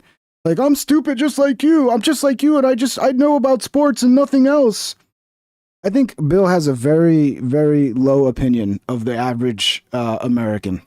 In like that form, to have to interview somebody that is going to run for president, and then as the sports bar guy, you're going to see like, yeah, this guy did go to summer school a lot. So, or whatever. It's like you're a smart guy. Compared to what? Super chatted $2. Why does it feel like 6D chess is being used on US? Because it is by our own government. Yeah, that's the scariest part. It's like our own government. It's like they took all of their fucking intelligence community, all the tactics they were using to fight the war on terror, and they're using it on us now. That's what it feels like to me. But yeah, it feels like it because it's the case, dude. It's what's going on. See, they have a corrupt racket that they're trying to protect, right? It's as simple as that. They're robbing Americans. They're stealing taxpayer dollars. They're sending money overseas, all this foreign, and people want to focus on the Israel and this or that. I've made this analogy before. It just seemed to go in one ear and out the other with a lot of people. But dude, it's like your wife is a fucking whore and she's running around fucking all the dudes in your neighborhood. Okay. And instead of addressing your whore wife, which FYI, your whore wife is it's an analogy for the government. And instead of addressing your whore wife, you're just going to every bar that she slept with a dude at and you're trying to fight every dude she slept with. And you never address the fact that your wife is a filthy whore who won't stop opening her legs. So yeah, all that can be true about Israel. All that can be true about China. All that can be, but what makes that possible? Our whore of a government. And if we don't address that, we're not going to solve the problem. So people are like, what? Israel's running our country. Why? Okay, if you believe Israel's running our country, why is that the case? Because we have a corrupt political class who is willing to sell out to anybody. So if you don't address that, you're not addressing anything. Yeah. It's all like sort of relative. Joe Rogan is smart compared to Brendan Schaub. There, I said it. You know you were thinking it too. But the bit Bill Burr left out was that not only does Rogan always bite off more than he can chew, he's helped spawn a whole genre of podcasters who have an overinflated sense of confidence in their ability to comprehend complex issues. Or in Bert Kreischer's case, he's just overinflated. I mean, Bert never gets involved in politics. Why are you throwing Bert in here? I mean, come on, Bert's just fat and annoying, okay? It's not about politics with Bert. He's just annoying. But God love him. He seems like a good guy. I don't know. Every time I sit down with a bowl of popcorn to watch Brendan Schaub stumble his way through a conversation nobody asked for, I think to myself, Joe Rogan did this. Or when Andrew Schultz has the same epiphany that most of us had at the age of 15, and his buddies sit around nodding their heads waiting for him to squeeze out yet another brain fart so they can all sniff it and tell him he's a genius, I think to myself, Joe Rogan told him he's smart. Or when Bert Kreischer brings up the machine story for the 5 millionth time on a podcast, I think to myself, Joe Rogan told him to tell this story. Joe Rogan isn't just responsible. Hey, you super chatted $5. A big part of pro sports is to distract men from focusing on what's really going on and put their aggression into something that doesn't really matter. The bread and circus, right? Is that what they call it? Yeah, I mean, the government knows, like, if they're going to be fucking terrible, they got to keep people happy. Because, like, people always talk about, well, we need a revolution. Well, people aren't going to revolt until they're starving in the streets, right? So the government's not that dumb. They won't let people starve because they know that's going to be the end of their racket. And, yeah, they have to provide entertainment. They got to keep us, in our fucking little bubbles, playing our video games, watching our Netflix, smoking our weed, drinking our beer. And a lot of people are satisfied. And, like, I'll be honest, you can satisfy me like that. And another problem, like, with corruption is, like, be honest, how many of you, like, right now, if somebody came to me and said, hey, here's $10 million, just stop talking about that, or start promoting this, or start promoting that. Now, how many of you would be able to turn down $10 million to push an agenda, or to stop talking about something, or for anything? Dude, everybody can be bought out. And that's the problem. There's no morals. Nobody cares enough about this country to not take the bag. For ruining podcasting, But he's well chat, and brother. truly ruined comedy. But the thing with Joe, yeah, is I don't know that we have a lot to talk about because of my idea of what he's done to comedy. Sure. And I don't think it's great. I think that it's tribalized, and I think that, he's created a sort of army of people that think they know comedy, but they only know a specific thing, and what they think is good is not necessarily good. It may be what they're like. So the comedy you like is not good comedy. Dude, it's all subjective. There's a lot of fucking comedians I think are terrible, but people love them. I'm not going to tell them, like, hey, you don't know comedy. You're an idiot. You don't know anything about comedy. I'm not going to. Why would I say that? Why would I say it? Like, everybody's got their own fucking opinion as to what they like and what they don't like. Again, he's just mad because his team lost. His political side lost. And if Joe Rogan was out there talking, had the same politics as Mark Maron would not have a problem.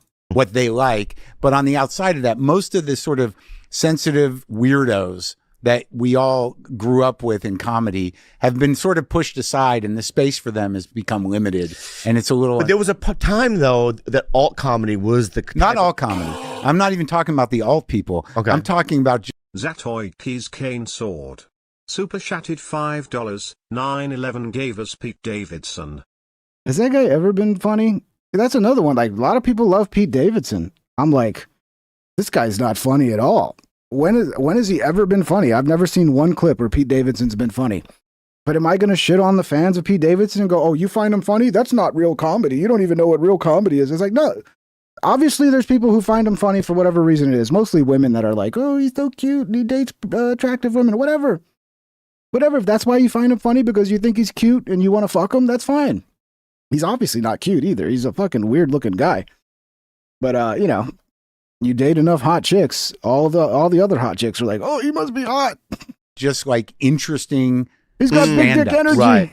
Weirdos. Yeah. Is there a world where both these things exist and it doesn't fucking matter? They do. Well, so this is what I always say. Like, I get that you don't like that world. That's part of why I love you, because you're like, F that, and you'll on it, and that's what's great about there's comedy. some good comics in there, and there's a lot of middle section. There's a lot. I believe that we all exist in the same and it world. doesn't matter is my point. I get why you it's not all on him. No. The culture has changed, right? And and I don't necessarily think for the better, but it's changed in a lot of ways. In that, look, there are comics that only drive clips and that only do crowd work, and they don't care if they do other people's jokes because the traction is with the clip.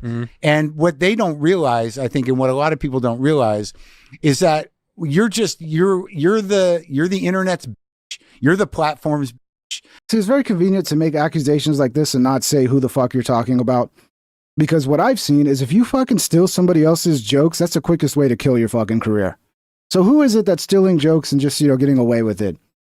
Who is it? Give us names. So in the sense that if you're not able to confidently do an hour without worrying about getting clips so you can get people come see you to do crowd work, what are you really? Right. What is your voice? Who do you work for? You'd like to think you're working for yourself, but you're just a platform bitch who doesn't really need to find who they are up there or do anything interesting at all. That's a problem. Yeah. So... And the bigger problem about what you're saying, I think we all still do exist, but the nature of the comedy business is fragmented and some of it's tribalized.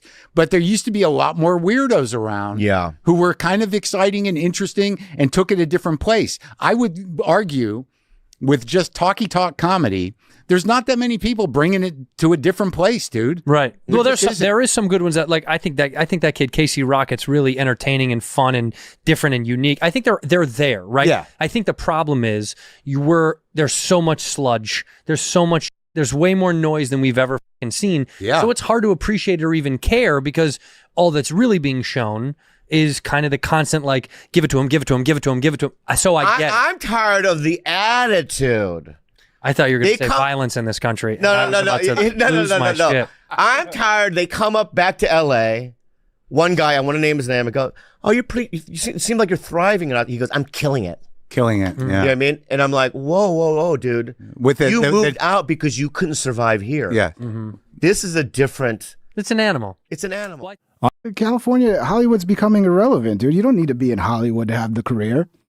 All you need to do, and it is kind of lame because it's everything's social media generated, right? So a lot of the comedians now are the ones who can do like the right clickbait titles and the right clickbait subjects that they hit the topics quick and all the weird oddball shit. It's not algorithmically friendly. Okay, everything's got to be friendly to the algorithm. You got to tailor to the algorithm. So I do agree a little bit with what Mark Maron's saying. Like, we've kind of lost a little bit of the weird characters, they don't really fit in. You got to be topically based. You got to be talking about topics.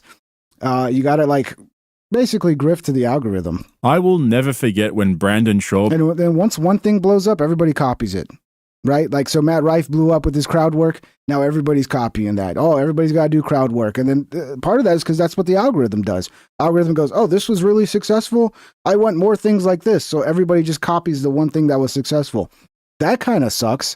And that's a problem with social media in general across the board. One person has a little success with something, it's just a bunch of copycats. And that will last a long time before some new thing kind of pops off. Bob hung up the mic and retired from stand-up comedy and said ever since Rogan left LA for Austin, the comedy scene hasn't been the same. And we're at 152 likes. Yeah, we had a lot of people show up today. Thank you guys. And a lot of likes. Let's see if you haven't hit the thumbs up yet, if you're enjoying the show, smash it. Let's see if we can get to 200 before the end of the show. Thank you for the super chats. Again, if you want to support and have me react to your message, you can send me a super chat.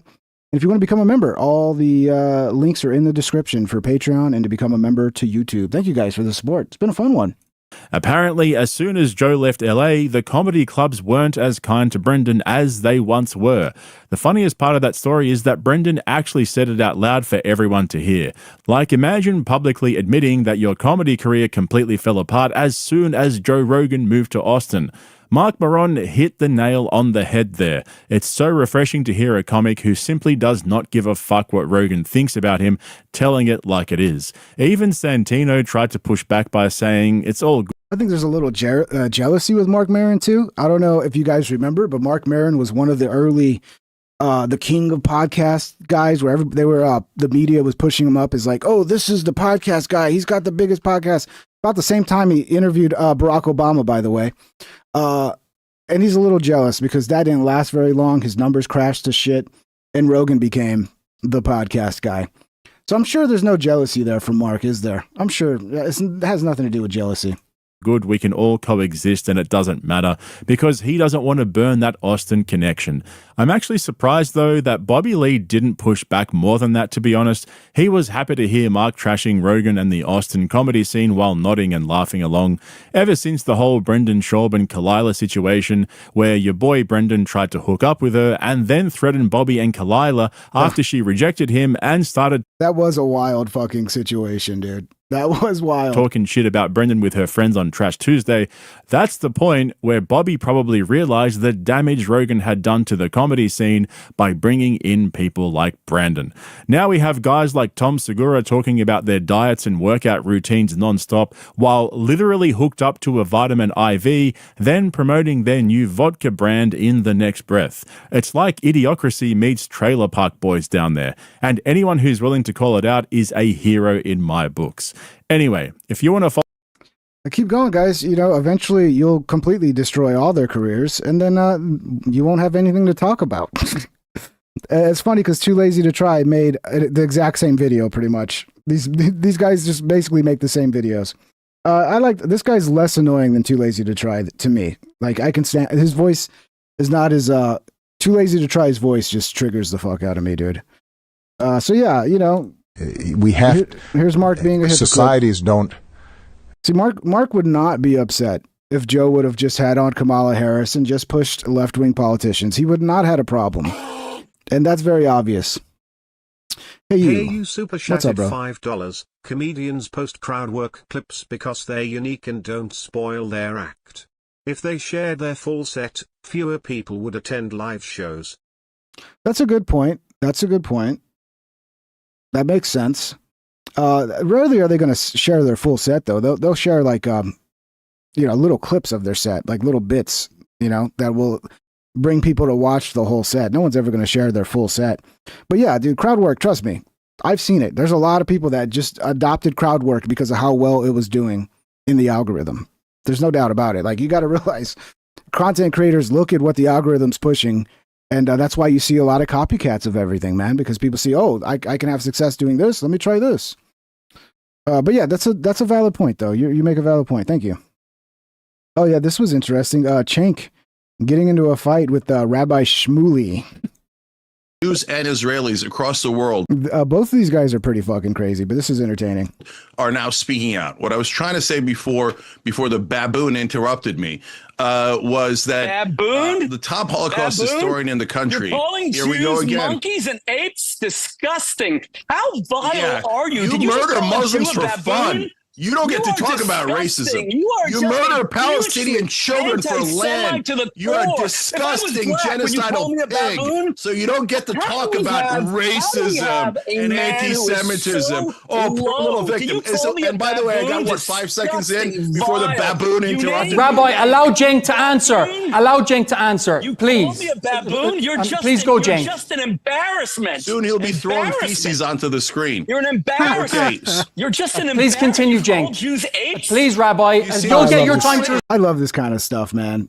We need more debates like this. I mean, I know it's not very useful to solving problems, but this is entertainment, man. This is high level entertainment. Respond. You'll get your time to respond, Rabbi. This is unacceptable. You will not call Jews monkeys and apes. You are a disgust. He didn't call Jews monkeys and apes. He called you a baboon. These sort of tactics are just like, I think it was Owen saying, like a liability shield, right? Like anytime you criticize me, I could just make it like you're criticizing every Jew. And it's like, no, he's just criticizing you.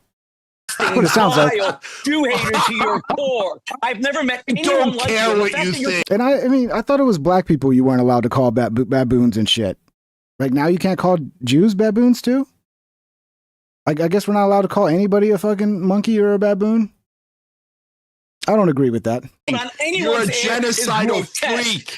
Jews are apes. Disgusting. What does the Nazi think of my language? I'm so concerned. What does the murderer of children think of my language? Oh, the problem is my language. The problem isn't that you're murdering Palestinian children. I got it. Go ahead. You said Jews are apes. No, they're not. Keep on going, I'm just defending Jews.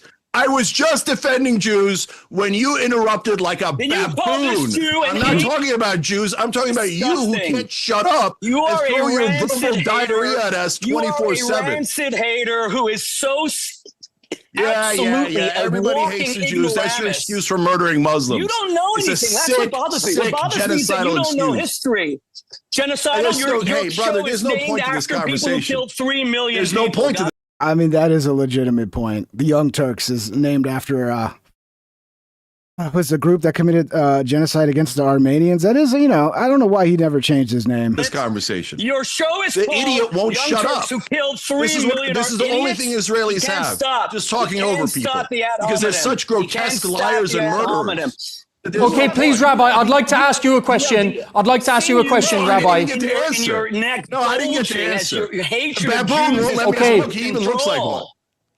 Rabbi Shmuley, please allow Cenk. Please allow Cenk to finish. What we're listening to, I will never use an ad hominem attack against how he looks ever, because I have dignity. I'm a human being. This man. Please allow him to finish. Day one. You'll never use an ad hominem attack. All the Israelis have is ad hominem attacks. No wonder. By the way, watch us starve children to death. You called me something. You said I'm starving children.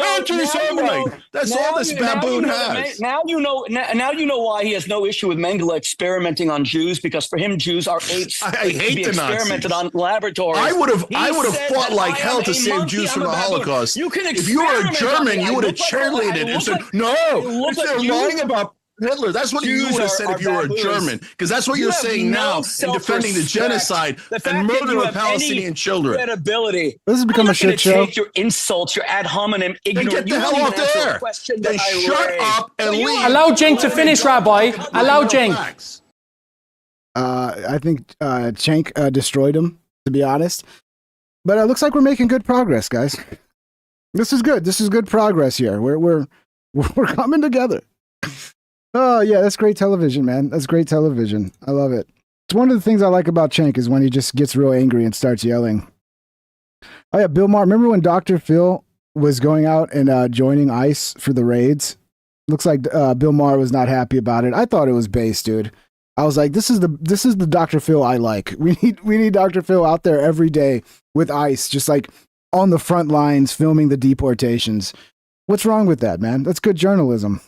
But yeah, I guess they got into an argument. Let's check this out. I haven't seen this. But why are you going on these ICE raids? I don't understand that. You're a guy who we know for so many years who has been working to put families together, to bring families who are apart and heal them. And now you're going on raids with people who are literally separating families. Explain that to me. That's bullshit. That's not bullshit. They're not separating families? No. Look, if you arrest somebody that's a citizen, that has committed a crime or is DUI with the child in the back seat, do you think they don't separate that family right then, right there?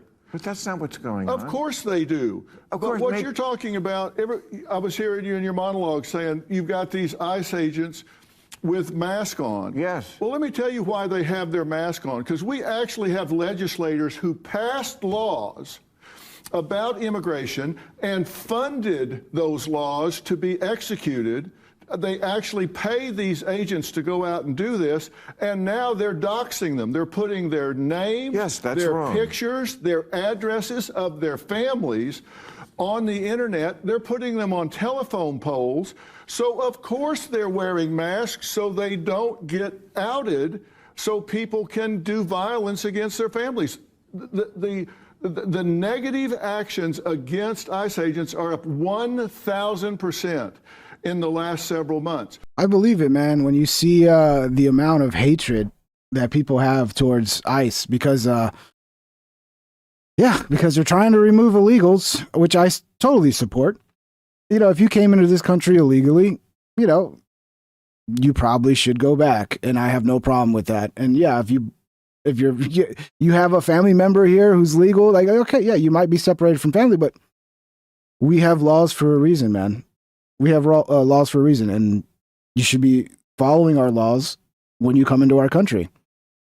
But it's a good emotional argument to be made where, like, oh, you're separating families and you're kidnapping people, and it's like, oh, you mean we're enforcing the law? That's what you mean? 130% violence against them, and why them? They didn't make the laws. They didn't make that law. What are you expecting to do? Just not do their job? If you don't like the law, change it. I don't like that law at all. Change the law. If you don't like it, why are you going? Because that is the law. Because that's kind of what journalists do. Get the story on the ground. What better way to get the story of what's going on than to actually follow ICE to go do these deportations and get the full story and document everything? What's the problem with that? No, I'm just asking. I'm not trying to... What I'm going on, I've looked at these files. But I don't like hunting. I don't go out with hunters, you know. But they've got 12... No, wait a minute. They've got... The ICE raids I've been on, I've seen the files. They've got a rap sheet, 12, 14 different cases long of child predators that they're taking off the street. These are the worst first that they're taking off the streets. Who would want them back in their communities? We all agree with that. Dr. Phil. That was no. Hold on, hang on. Answer the question. Who wants those people back in there? These are violent criminals. I keep answering your questions, and you keep saying I'm not answering your questions. Nobody wants that. But we all didn't. Yeah, but don't go get rid of them though. Nobody wants that, but we can't do anything about it. Want violent criminals and gangs, but that pivoted to going to Home Depot. You know, when Trump came down the first time from the escalator, he said, "Are the people at Home Depot? Are they here legally? Do they have a green card? Did they cross the border properly, you know, through the process, or did they just come in undocumented?" So, but okay, because they're at Home Depot, we're not supposed to care because you need somebody to do your fucking landscaping, or you need somebody to fucking, I don't know, babysit your kids. So then we're supposed to just leave them there? No. If they came in illegally, they need to go back. And the people that do come in, replace them, need to come in legally. Simple as that. And we got to stop undercutting American wages with illegal labor, illegal immigrants that are coming over, and then companies that are taking advantage of this, they need to be fucking prosecuted as well. If you have a company who's making a ton of money based off your hiring illegal immigrants to undercut Americans' wages, you should pay the cost of that. That should be, the law should come down on you. The rapists and the criminals, and some I assume are good people. The ones standing in front of Home Depot just looking for an honest day's work, for an honest day pay, those are the good people. Are you sure? So, like, you're telling me rapists don't work too? You're telling me that the rapists that came in here, the actual criminals who are trying to escape justice, but we have no idea because they just crossed the border, we don't even know who they are? You're telling me they don't need work too? They don't go to Home Depot to get work? Come on, man. I assume. That's bullshit. I'm on Dr. Phil's side. Dr. Phil based. Bill Maher is a dumbass. Just in, President Trump to close 120 IRS tax offices nationwide. I'm here for that. I'm so here for The that. Midwest request super chatted $2. Remember Depot is the Alamo in 2025. I don't know why it retracted your message. Did you retract your message, Midwest request, or did it retract it? It just says message retracted. I'm glad it played it. But yeah, dude, yeah. You don't touch the Home Depot people, you know? I don't know. I don't want people here illegally. I want people to follow law, but we can't touch the Home Depot people. Because my God, when I need my fucking back porch, fixed up, where am I going to go? I mean, I'm going to have to go pay an American. I can't do it cheaply and hire an illegal. That's what a lot of the problem is with a lot of people. They don't want to lose their cheap fucking slave labor. Just in, President Trump to close over 120 IRS tax offices nationwide. So yeah, I've not been happy with Trump, but if he does get serious about at least scaling back the income tax so that regular ass people are not having to deal with this abusive system, especially when everybody's just trying to survive with the cost of goods going through the roof, the cost of rent going through the roof, and then we're somehow supposed to have money left over for the IRS. How does that work? So yeah, tariffs seem to be bringing in a bunch of money. Super chatted $2. Remember the Home Depot is the Alamo in 2025. Yeah, it went through this time. Yeah, it's the same message, right? But it was retracted. I don't know what's going on. What did you say? Why did you retract it yourself? I don't know. It seems that way, Midwest request. I mean, that's where the fighting ground's going to be, man. That's where the stand's going to be made. The last stand of the illegal immigrant. You will not take this Home Depot. Yeah. But yeah, dude, I'd love to see. I don't think it's going to happen. I think this is more hopium that they're putting out there to please the base. But I would love to see income taxes be fucking completely gotten rid of. That would be great. You know, like I said before, I don't really care if it's like a really progressive system where it's like people just living paycheck to paycheck aren't paying nothing. But then people who are making like hundreds of millions, maybe they pay a tiny amount. But if we can get tariffs to offset it and also get spending way, way down, we can do it. We can get rid of the income tax and it would be a boom. That's what people don't realize. If you stop taking all this money from people every year, that's money that's going to be in people's pockets to invest in the economy, to invest in a business, to spend money. And that's just going to be a boom. The GDP is going to fucking it's going to be like rocket fuel, dude. I saw this and I'm like, man, I used to like my school lunches when I was a kid. I used to like, most of the time it was a good lunch. But this is the shit they're getting in school now. This is terrifying. So my kids have been complaining about how bad their school lunch is, and they brought me a sample. So let's see if it's worse than we had as kids. Okay, it's a little interesting. First up, you've got bags of milk. Okay, there's no straw. What the fuck is that? A bag of milk? How are you supposed to drink a bag of milk? Are you supposed to just like rip the side of it and pour it into a cup or something? What happened to the fucking cardboard boxes? Now it's plastic bags of milk. This is weird, dude. Oh, in this bag. It's just little packets of chocolate and white milk. That's something I've never seen before in my life. A random bag of what I'm going to full screen this so you guys can really see how disgusting this food is. Oh, that's not the one. Display full. There we go. I thought was cabbage or the beginnings of coleslaw, and apparently it is salad.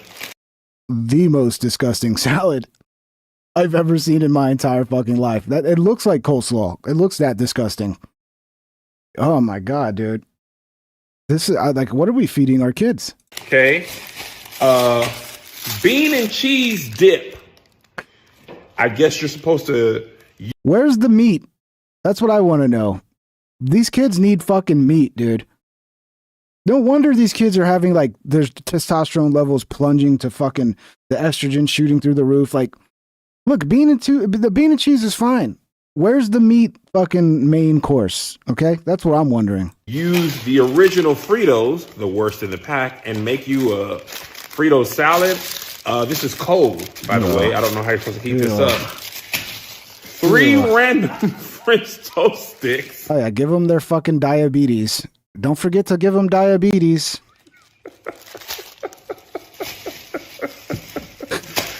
Oh man, a pear?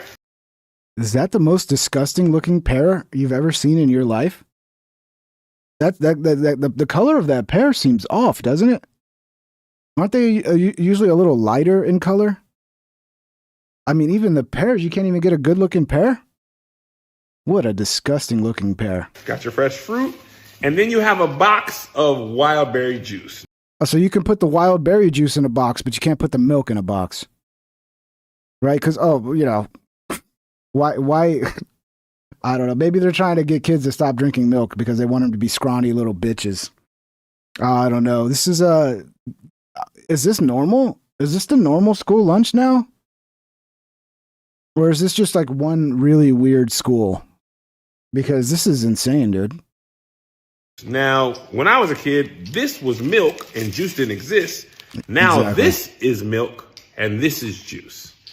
So I don't understand how you're supposed to drink the milk out of the bag, other than like rip the corner off and pour it into a cup. I guess they give you an extra cup for your milk. How does this is? Oh, I don't know, man. This makes no sense. I think it's safe to say, Dude, Joshua says it ain't no worse than what I grew up was great. I grew up, we had fucking a snack bar. We had the regular cafeteria meals, which were sometimes good. You had like crispy tacos. You had fucking pizza. You had hamburgers. You had like sloppy Joe. You had a lot of pretty good fucking meals. But then you also we had a snack bar. And that snack bar was amazing. It had pizza. It had burritos. It had French fries. It had like every possible thing you could ever want as a kid. So yeah, I don't know, man. I loved lunch when I was a kid. It was great. But then when I got to high school, it was even better because we could leave and I would go just get McDonald's. overall, this is the worst lunch. These three items alone, milk in a bag and prepackaged coleslaw, I mean, this is just, no wonder he wants to take his lunch to school, because who wants milk bag? Can I have your milk bag? If you don't want to sock you one at 3:30. Hey, give me your milk bag. Yeah. Chet took my milk bag. I feel this guy's pain. You should make a lunch for your kid. You should make a lunch. Make sure he's got a good meat option. You know, I don't know. Maybe you want to give him some carbs. I say fuck those carbs, dude. Just give him a steak. Give him a big, fat, juicy steak. Or, you know, a pork chop will work as well. That's what, yeah, he'll be the one kid there eating a fucking nice ribeye, dude. That's what you give him, a ribeye every day. He'll be the healthiest kid in the whole fucking school, dude. Yeah, this is kind of a funny video. Like, I thought all the Nick Fuentes followers were like the next generation, the young, because people are telling me I'm out of touch. I'm out of touch with the youth. Let's see what the youth has to say. Okay, hello everybody. Happy Thursday. Hope everybody's having a good day. What is this guy, 20 years old, 19, 18? It's one of the young group, one of the young this groypers. idea that Nick Fuentes is just a Mexican or whatever, always being attacked for that. And of course, it's disingenuous. Have you seen him? Have you seen his face? Have you heard him speak? He is more Anglo than I mean, this guy kind of sounds Israeli a little bit, don't you think? you or I. He's more European than you or I. He looks more Germanic, more English, more Northern European than any of us. You come on now. He does look European. He's got blue eyes. I get that, but come on now. Come on. That's all I see, and I think I'm a pretty normal person. Anyway, so it is disingenuous to say, well, this Chihuahua or whatever from Mexico. No. Yeah. Don't say that. Don't say that. He's you know, he's got a little Mexican in him. Even he admits it. So I don't know what the fuck you're talking about. But then the weird thing too is, like, aren't Mexicans classified as white? Aren't Hispanics classified as white? So I mean, I guess in the technical classification, Trump signs an executive. Yeah, I mentioned this earlier. Trump signs an executive order banning banks from debanking Americans over their political or religious beliefs. That's a good one. You know, like I said, if he does something good, I'm going to say it's good. Will this stick? Will the banks actually listen? Will he take this sort of energy to social media and start forcing social media to stop acting like the arbitrators of the decision makers of who gets to have a voice and who doesn't? Because this is a good sign, but he does so little when it comes to social media. And then you got people like Hillary Clinton coming out saying, well, actually, Section 230 is a problem. Yeah, Section 230 is a problem because no one's enforcing it. You're allowing social media to act like a publisher and a platform at the same time. But her problem with Section 230 is that we need to give more tools for them to moderate their platforms. We need to give them more power to censor. So, yeah, now's the time to like enshrine free speech on the internet. And Trump's in the position to try to get that done. And I'm just not seeing it get done. And then when the next Democrat comes in, we're going to have more censorship. And we might even get more censorship under Trump, especially when it comes to talking about Israel. This was a pretty crazy message. Why are people booing me at my rallies? So Trump was talking to John Rich, and he asked John Rich why everybody was booing him. I played it the other day. This clip of he showed up to they played it on the Jumbotron at like a WWE event, and the whole crowd started booing Trump. But this is from even further back. This is when he was campaigning, and every time he'd bring up the vaccines and Operation Warp Speed, his audience at his fucking rallies would start booing him. We're sitting there, and everybody's eating their food, and President Trump is not president at this time, and he's talking to the senators. He's talking about really important stuff, and I'm just minding my own business going, I don't know how I got in this room. Well, okay. I'm sitting elbow to elbow with him. It's about an hour into dinner. I hadn't said a word, just been listening. And Trump gets through eating, and you've seen him do this move right here. Yeah. Wherever in the big boardroom he does this. Okay, that's what he does. He goes, can I ask you a question, John Rich? He never calls me John. John Rich? I look at him, I go, yes, sir. What's the question? He goes, well, you do a lot of big shows. You're an entertainer. Yes, sir. You play for really big crowds? I go, I do. I play for really big crowds for a long time. He goes, well, have you seen these rallies I'm doing? Like it's 30, 40,000 people. I said, yeah, it's unbelievable. He goes, so here's the question. Why are people booing me at my rallies when I bring up the vaccine? It's amazing that Trump doesn't understand why. I think that dude is pretty out of touch, to be honest. I think Trump is, I don't know if because he stopped using Twitter. I think that might have been a big thing because he stopped using Twitter and he's on Truth Social, and he's just not really hearing any of the naysayers. He's not hearing any of the anti-Trump message because he seems to be completely out of touch. This is the question from the President of the United States. A guy who is very proud at that moment of the fact that he was able to stomp the gas pedal and get that thing out because he's under the impression this is going to fix the problem. Operation Warp Speed. That's it. Yeah. Okay, so here's a guy who, to his own admission, one of the biggest egos on the earth. Yeah. And he's very proud of this. And I respect him there is no limit. Right. But I'm being asked a very direct question. And so, man, I looked at him and I said, okay, I'm going to tell you the answer and you're not going to like it. He goes, okay, what's the answer? You're going to look at me like this? I said, let me start off by saying this. We, the American people, do not trust the people that you were forced to trust at the time when this was happening. Let's start there. And I said, by the people we don't trust, here's who I mean. The FDA, the CDC, the NIH, the WHO, Fauci, and all the rest of them. I said, Mr. President, we consider them to be a bunch of murderous, depopulationist psychopaths. And his reaction was... That's a good way to start. His eyes are... He goes, unbelievable. Unbelievable. He's stunned. Impression. No, he is stunned that I said that. I said, now, let me tell you why they're booing you. I said, because all of them, including me, I said, I would boo you. I would boo you. Did you really? You did not. I would boo you. Really? If you brought that up, and here's why. And he's looking at me, and I'm thinking to myself, this is the last time this guy's going to invite me to anything. Yeah. He's never going to call me again. I'm throwing massive shade on a former president's, in his mind, one of his biggest accomplishments. And it dawned on me, nobody had told the man what I was telling him right now, because they all work for him. They all got something to gain from him. Yes. They're not going to tell him this because they're not serving him well. I don't work for him. And I think a lot of him, and I want him to understand the truth about it. So I said, here's the problem. Here's why they're booing you, Mr. President. Because every human being out in that rally, either themselves or they know someone directly who has been harmed by the vaccine or has even died from it, including me.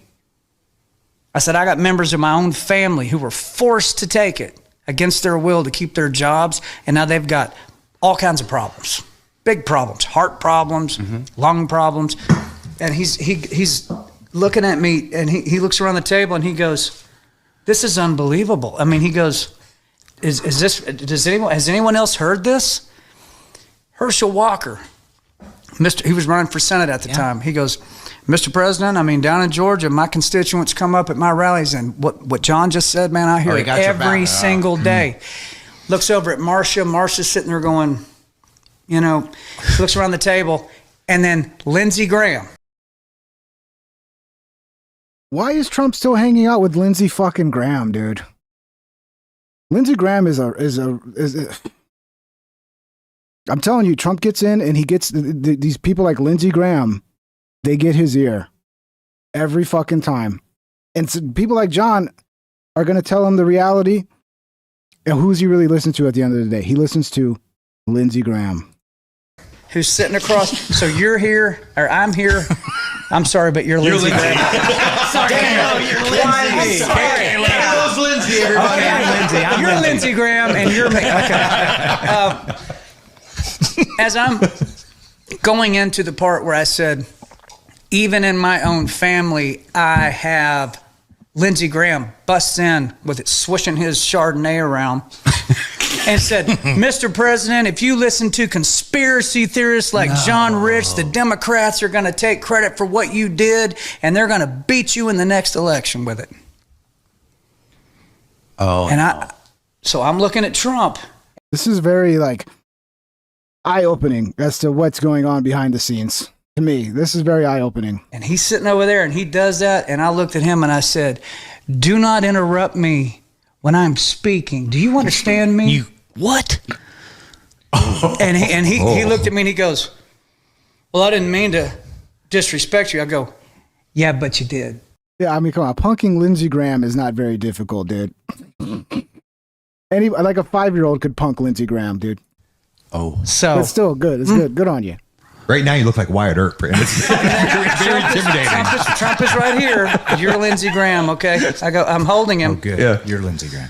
I look back up at the president. I look at him one more time. I go, now let me finish what I was saying. Oh, man. And then I finished it. Okay. That. Trump ended that by saying, so I guess no more vaccine talk. I said, I think that's a good idea. But he didn't fucking listen, clearly, because he's still pushing how... Look, one of the good signs is they're taking back some of the COVID shit where they're going to erase the records of whether or not people had gotten the vaccine, the whole tracking whether people got a vaccine. And he's kind of undoing a lot of the worst parts of it. But he always does this. He's still going around going oh, Operation Warp Speed, it was a credible success. And he can't help himself, man. He can't help himself. I said, I think you're going to learn a lot about it. But yes, I think that's a good idea because that's the only thing that would make us ever boo you, Mr. President. Yeah, because you're right. I mean, that's one of the things that I think a lot of people didn't agree with him on, and it was the vaccine and him being proud of it. And Jason actually has a story that's similar to that. Well, the thing about Trump and the vaccine, Trump never mandated the vaccine. No, exactly. Trump said, you're all the doctors, go figure out how to make this stop. We need to make this available. And he trusted these people that we now all know are a bunch of depopulationist animals.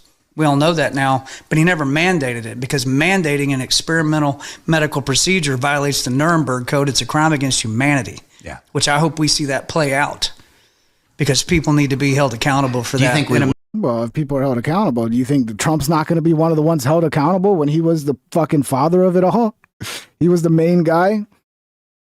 So, yeah, there's a lot of justice that needs to be had for the shit that happened around 2020, Major I way. agree with that. I think it will. Yeah.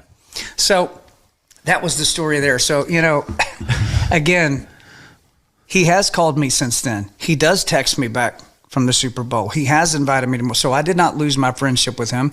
I think if anything, based on a couple of things he's asked me over the last year or so, he probably appreciates the fact that I'll say something to him that he don't really want to hear that. We're sitting there. Yeah, but he's not listening. That's the problem. He's hearing it. He's still calling you, but the message did not go through. The message, it went in one ear and out the other. Like so many things with the fucking Epstein stuff. Dude, just shut up. I mean, how many times have people said, look, just shut up. Just stop talking about it. You're making it worse every time you talk about it. If you're not going to release the files, just shut up. And like every week, like clockwork, he comes out and calls it a hoax and a big Democrat conspiracy. Trump is not good at taking advice. And then when he does take advice, it always seems to be from the worst people, the Lindsey Grahams, the Marco Rubios. It's pretty shitty, man. It's pretty shitty. And that's not going to change. That's who he is. That's who he's been since 2016. Same guy. But he's still better than Kamala Harris. What can you do? Thank you, everybody. It's been a fun show. Shit, we're almost at 200. Need 7 more likes. If anybody hasn't hit it yet, we'll see if we get to 200. A lot of people showed up for this one. That was cool. Thank you. I'll be doing a regular show at 9 p.m. Usually I'm 9 Central is when I come on. Sometimes it's 9:15, 9:30, depending on if it takes me a little longer to put the show together. But yeah, I'll be here tomorrow night. And thank you guys for all the super chats. Thanks to the people that became members and all the people that hit the thumbs up. You guys rock. We'll see you tomorrow night. We'll see you 9 o'clock, 9 Central tomorrow night. Take care, everybody. Let me find the outro. There we go. Take care.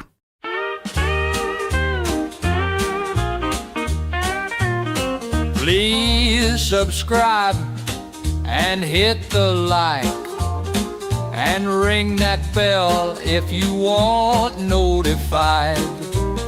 Here's some other videos to watch that you might like or you might not. Have a great day, my internet friend.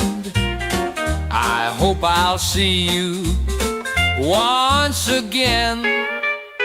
Please subscribe and hit the like and ring that bell if you want notified.